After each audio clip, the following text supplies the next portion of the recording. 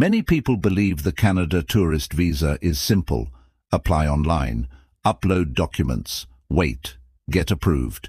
In 2026, that belief is quietly causing refusals. Not dramatic refusals, not aggressive refusals, clean refusals, polite refusals, final refusals. Last month, someone with 2 previous Canada visas was refused. Same passport, same country, same visa type, different result. If you are planning to apply or reapply, this video is important because in 2026, Canada is not refusing bad applicants. Canada is refusing unconvincing visitors, and most people do not understand the difference. What is really changing in 2026? Let me be clear from the start. Canada is not closing the door to visitors, but Canada has changed how it decides who is a real visitor. Before, officers mainly asked, "Does this person qualify?" In 2026, officers ask a harder question. Do we believe this person will leave? This single question is where many applications fail. Quietly, without drama, without appeal. The biggest shift: intent. This is the most important change in 2026. Not documents, not agents, not money. Intent. Before, people wrote general plans. I want to visit Canada. I want to see the city. I want to experience Canadian culture. In 2026, these sentences are weak. Officers now expect one clear story. Why are you going? Why now? Why this length of stay? Why will you return? If your story feels copied, vague, or unrealistic, your file becomes risky, even if your documents look good. Important question. Comment below. Have you ever written a very general travel plan before? Yes or no? Home ties are now read together. This is the second big change. Before, officers looked at ties separately.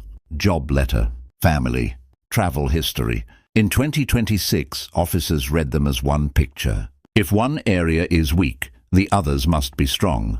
For example, weak travel history, strong job and income needed. Unstable job, strong family responsibility needed. Multiple weak areas, refusal becomes likely. And here is the uncomfortable truth. If this combination feels weak when you look at it honestly, the officer feels it too. If you are self-employed, officers look deeper. If your income changes often, they ask, how stable is this person's life? If you have never traveled before, officers ask, why Canada as the first destination? This does not mean automatic refusal. It means your explanation must be much stronger than before. Money, the most misunderstood part. This is where many people get confused. In 2026, showing money is not enough.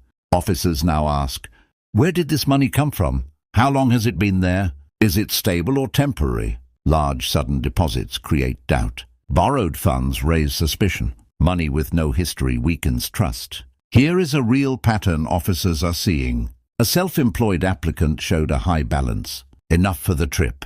Enough for accommodation. Enough for everything. But the money appeared recently. No long history. No clear explanation.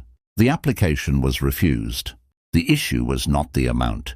The issue was credibility. A common mistake that causes refusal. Many people reuse old documents. They think, it worked before, it will work again. In 2026, this is dangerous. Every application is judged from zero. Your life may have changed.